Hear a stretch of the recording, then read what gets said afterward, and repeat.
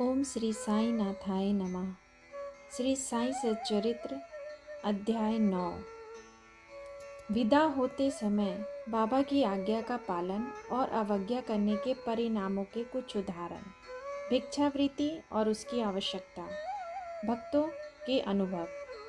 गत अध्याय के अंत में केवल इतना ही संकेत किया गया था कि लौटते समय जो इन्होंने बाबा के आदेशों का पालन किया वे सकुशल घर लौटे, और जिन्होंने अवज्ञा की उन्हें दुर्घटनाओं का सामना करना पड़ा। इस अध्याय में यह कथन अन्य कई पुष्टिकारक घटनाओं और अन्य विषयों के साथ विस्तार पूर्वक समझाया गया है। शिरडी यात्रा की विशेषता। शिरडी यात्रा की एक विशेषता यह थी कि बाबा की आज्ञा के बिना कोई भी शिरडी से प्रस्थान नहीं कर सकता था, और यदि किसी ने किया भी तो मानो उसने अनेक कष्टों को निमंत्रण दे दिया। यदि किसी को शिरडी छोड़ने की आज्ञा हुई तो फिर वहाँ उसका ठहरना नहीं हो सकता था। जब भक्तगण लौटने के समय बाबा को प्रणाम करने जाते तो बाबा उन्हें कुछ आदेश दिया करते थे जिनका पालन अति आवश्यक था। यदि इन आदेशों की अवज्ञा कर कोई लौट गया तो निश्चय ही उसे किसी न किसी दुर्घटना का सामना करना पड़ता था। ऐसे कुछ उदाहरण यहाँ दिए जाते हैं। तात्या कोते पाटिल। एक समय तात्या कोते पाटिल तांगे में बैठकर कोपर गांव के बाजार जा रहे थे। वे शीघ्रता से मस्जिद में आए, बाबा को नमन किया और कहा कि मैं कोपर गांव के बाजार को जा रहा हूँ। बाबा ने कहा, शीघ्रता न करो, थोड़ा ठहरो, बाजार जाने का विचार छोड़ दो और गांव के बाहर न जाओ। उनकी उतावले को देखकर बाबा ने कहा, अच्छा, कम से कम सामा को तो साथ लेते जाओ। बाबा की आज्ञा की अवहेलना करके उन्होंने तुरंत तांगा आगे बढ़ाया। तांगे के 2 घोड़े में से एक घोड़ा, जिसका मूल्य लगभग 300 रुपये था, अति चंचल और दूरगामी था। रास्ते में सावली विहिर ग्राम पार करने के पश्चात ही वह अधिक वेग से दौड़ने लगा। अकस्मात ही उसकी कमर में मोच आ गई, वह वहीं गिर पड़ा। यद्यपि तात्या को अधिक चोट तो न आई, परंतु उन्हें अपनी साईं माँ के आदेशों की स्मृति अवश्य हो आई। एक अन्य अवसर पर कोल्हार ग्राम को जाते हुए भी उन्होंने बाबा के आदेशों की अवज्ञा की थी, और ऊपर वर्णित घटना के समान ही दुर्घटना का उन्हें सामना करना पड़ा था। एक यूरोपियन महाशय। एक समय बंबई के एक यूरोपियन महाशय नाना साहेब चांदोरकर से परिचय पत्र प्राप्त कर किसी विशेष कार्य से शिरडी आए। उन्हें एक आलीशान तंबू में ठहराया गया। वे तो बाबा के समक्ष नत होकर कर कमलों का चुंबन करना चाहते थे। इसी कारण उन्होंने 3 बार मस्जिद की सीढ़ियां पर चढ़ने का प्रयत्न किया, परंतु बाबा ने उन्हें अपने समीप आने से रोक दिया। उन्हें आंगन में ही ठहरने और वहीं से दर्शन करने की आज्ञा मिली। इस विचित्र स्वागत से अप्रसन्न होकर उन्होंने शीघ्र ही शिरडी से प्रस्थान करने का विचार किया, और विदा लेने के हेतु वे वहां आए। बाबा ने उन्हें दूसरे दिन जाने और शीघ्रता न करने की राय दी। अन्य भक्तों ने भी उनसे बाबा के आदेश का पालन करने की प्रार्थना की, परंतु वे सब की उपेक्षा पर तांगे में बैठकर रवाना हो गए। कुछ दूर तक तो घोड़े ठीक ठाक चलते रहे, परंतु सांवली विहिर नामक गांव पार करने पर एक बाइसिकल सामने से आई, जिसे देखकर घोड़े भयभीत हो गए और द्रुत गति से दौड़ने लगे। फलस्वरूप तांगा उलट गया और महाशय जी नीचे लुढ़क गए और कुछ दूर तक तांगे के साथ साथ घसीटते चले गए। लोगों ने तुरंत ही दौड़कर उन्हें बचा लिया, परंतु चोट अधिक आने के कारण उन्हें कोपर गांव के अस्पताल में शरण लेनी पड़ी। इस घटना से भक्तों ने शिक्षा ग्रहण की कि जो बाबा के आदेशों की अवहेलना करते हैं उन्हें किसी न किसी प्रकार की दुर्घटना का शिकार होना ही पड़ता है, और जो आज्ञा का पालन करते हैं वे सकुशल और सुखपूर्वक घर पहुंच जाते हैं। भिक्षावृत्ति की आवश्यकता। अब हम भिक्षावृत्ति के प्रश्न पर विचार करेंगे। संभव है कुछ लोगों के मन में संदेह उत्पन्न हो कि जब बाबा इतने श्रेष्ठ पुरुष थे तो फिर उन्होंने आजीवन भिक्षावृत्ति पर ही क्यों निर्वाह किया। इस प्रश्न को 2 दृष्टिकोणों के समक्ष रखकर हल किया जा सकता है। पहला दृष्टिकोण, भिक्षावृत्ति पर निर्वाह करने का कौन अधिकारी है। शास्त्र अनुसार वे व्यक्ति जिन्होंने 3 मुख्य आसक्तियों कामिनी, कांचन और कीर्ति का त्याग कर आसक्ति मुक्त हो संन्यास ग्रहण कर लिया हो, वे ही भिक्षावृत्ति के उपयुक्त अधिकारी हैं, क्योंकि वे अपने गृह में भोजन तैयार कराने का प्रबंध नहीं कर सकते, अतः उन्हें भोजन कराने का भार गृहस्थों पर ही है। श्री साईं बाबा न तो गृहस्थ थे और न वानप्रस्थी, वे तो बाल ब्रह्मचारी थे। उनकी यह दृढ़ भावना थी कि विश्व ही मेरा गृह है। वे तो स्वयं ही भगवान वासुदेव, विश्व पालनकर्ता तथा पर ब्रह्मा थे, अतः वे भिक्षा उपार्जन के पूर्ण अधिकारी थे। दूसरा दृष्टिकोण, पंचसूना। सबको यह ज्ञात है कि भोजन सामग्री या रसोई बनाने के लिए गृहस्थाश्रमियों को 5 प्रकार की क्रियाएं करनी पड़ती है।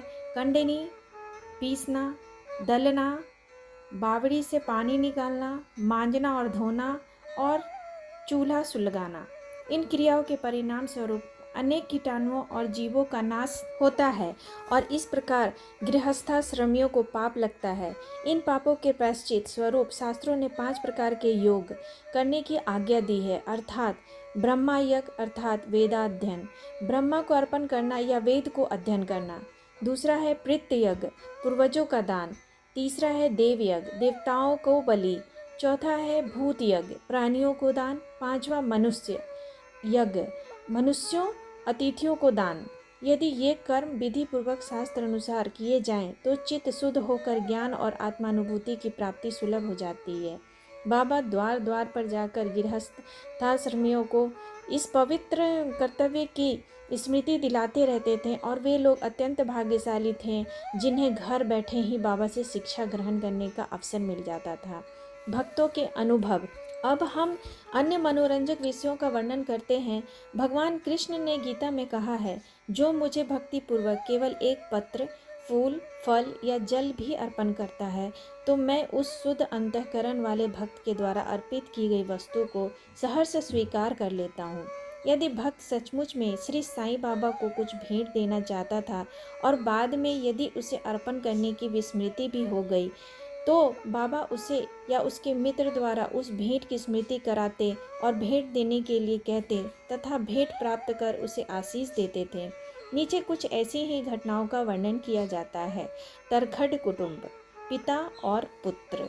श्री रामचंद्र आत्माराम उपनाम बाबा साहेब तारखड़ पहले प्रार्थना समाजी थे, तथापि वे बाबा के परम भक्त थे।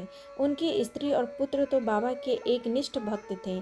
एक बार उन्होंने ऐसा निश्चय किया कि पुत्र व उसकी माँ ग्रीष्मकालीन छुट्टियाँ शिरडी में ही व्यतीत करे, परंतु पुत्र बांद्रा छोड़ने को सहमत न हुआ। उसे भय था कि बाबा का पूजन घर में विधि पूर्वक न हो सकेगा, क्योंकि पिताजी प्रार्थना समाजी हैं और संभव है कि वे श्री साईं बाबा के पूजनादि का उचित ध्यान न रख सके।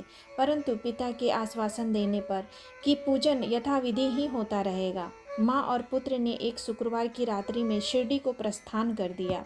दूसरे दिन शनिवार को श्रीमान तरखड़ ब्रह्म मुहूर्त में उठे और स्नान आदि कर पूजन प्रारंभ करने के पूर्व बाबा के समक्ष साष्टांग दंडवत करके बोले, हे बाबा, मैं ठीक वैसा ही आपका पूजन करता रहूँगा जैसा कि मेरा पुत्र करता रहा है, परंतु कृपा कर इसे शारीरिक परिश्रम तक की सीमित न रखना। ऐसा कहकर उन्होंने पूजन प्रारंभ किया और मिश्री का नैवेद्य अर्पित किया, जो दोपहर के भोजन के समय प्रसाद के रूप में वितरित कर दिया गया।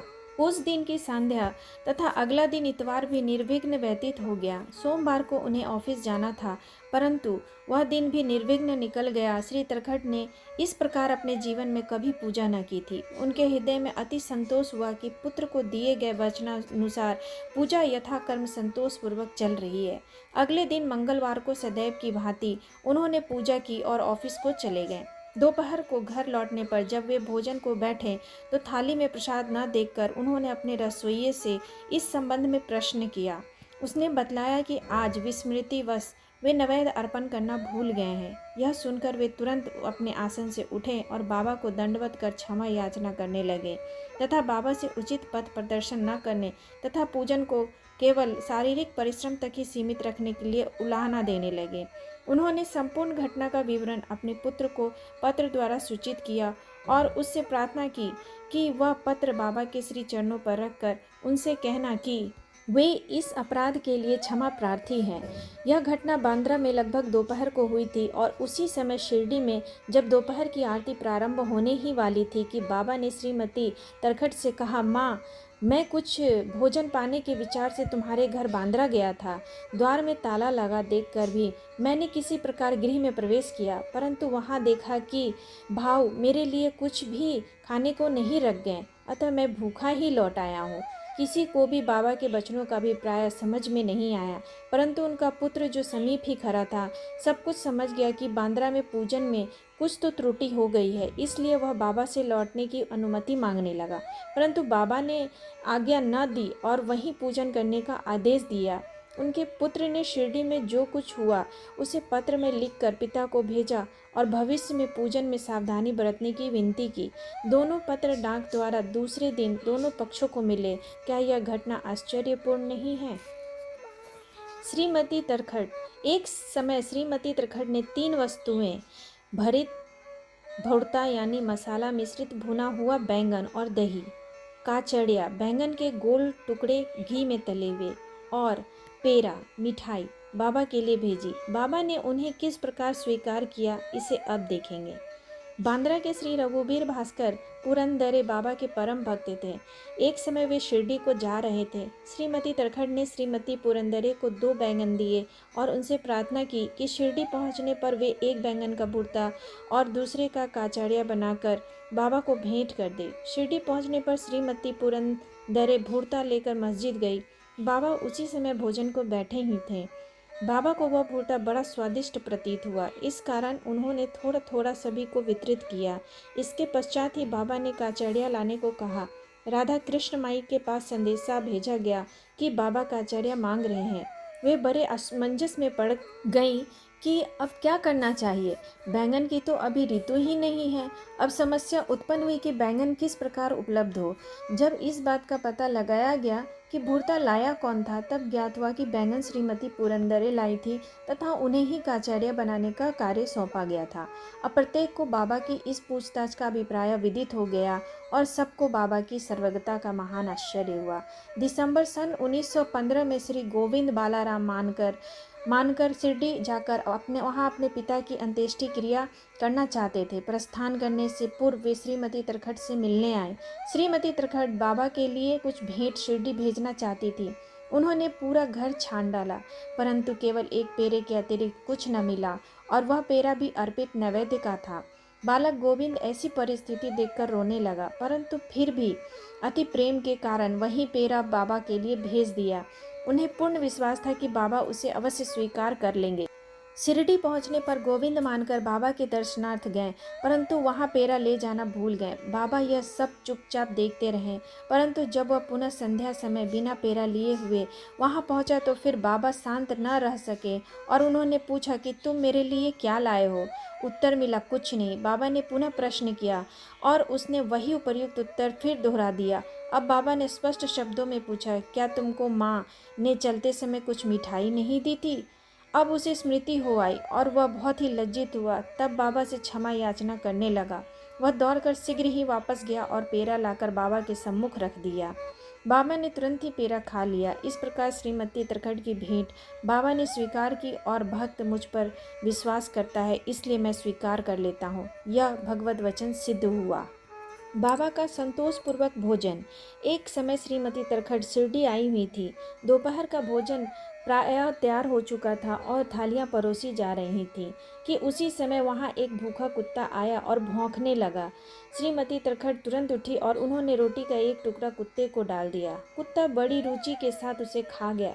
संध्या के समय जब वे मस्जिद में जाकर बैठी तो बाबा ने उनसे कहा, माँ, आज तुमने मुझे बड़े प्रेम से खिलाया। मेरी भूखी आत्मा को बड़ी सांत्वना मिली है। सदैव ऐसा ही करती रहो, तुम्हें कभी न कभी इसका उत्तम फल अवश्य प्राप्त होगा। इस मस्जिद में बैठकर मैं कभी असत्य नहीं बोलूँगा। सदैव मुझ पर ऐसा ही अनुग्रह करती रहो। पहले भूखों को भोजन कराओ, बाद में तुम भोजन किया करो। इससे अच्छी तरह ध्यान में रखो। बाबा के शब्दों का अर्थ उनकी समझ में न आया, इसलिए उन्होंने प्रश्न किया, भला मैं किस प्रकार भोजन करा सकती हूँ? मैं तो स्वयं दूसरों पर निर्भर हूँ और उन्हें दाम देकर भोजन प्राप्त करती हूँ। बाबा कहने लगे, उस रोटी को ग्रहण कर मेरा हृदय तृप्त हो गया और अभी तक मुझे डकारे आ रही है। भोजन करने से पूर्व तुमने जो कुत्ता देखा था और जिसे तुमने रोटी का टुकड़ा दिया था, वह यथार्थ मेरा ही स्वरूप था। और इसी प्रकार अन्य प्राणी, बिल्ली, सूअर, मक्खियाँ, गाय आदि भी मेरे ही स्वरूप हैं। मैं ही उनके आकारों में डोल रहा हूँ। जो इन सब प्राणियों में मेरा दर्शन करता है वह मुझे अत्यंत प्रिय है। इसलिए द्वैत या भेदभाव भूलकर तुम मेरी सेवा किया करो। इस अमृत तुल्य उपदेश को ग्रहण कर वे द्रवित हो गई और उनकी आंखों से अश्रुधारा बहने लगी। गला रूंध गया और उनके हर्ष का पारावार न रहा। शिक्षा: समस्त प्राणियों में ईश्वर दर्शन करो। यही इस अध्याय की शिक्षा है।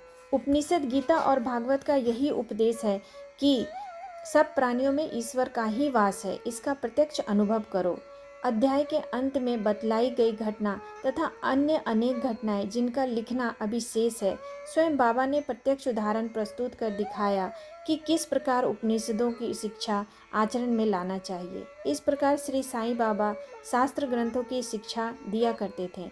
श्री सद्गुरु साईनाथार्पणमस्तु। शुभम भवतु। अध्याय 9 समाप्त।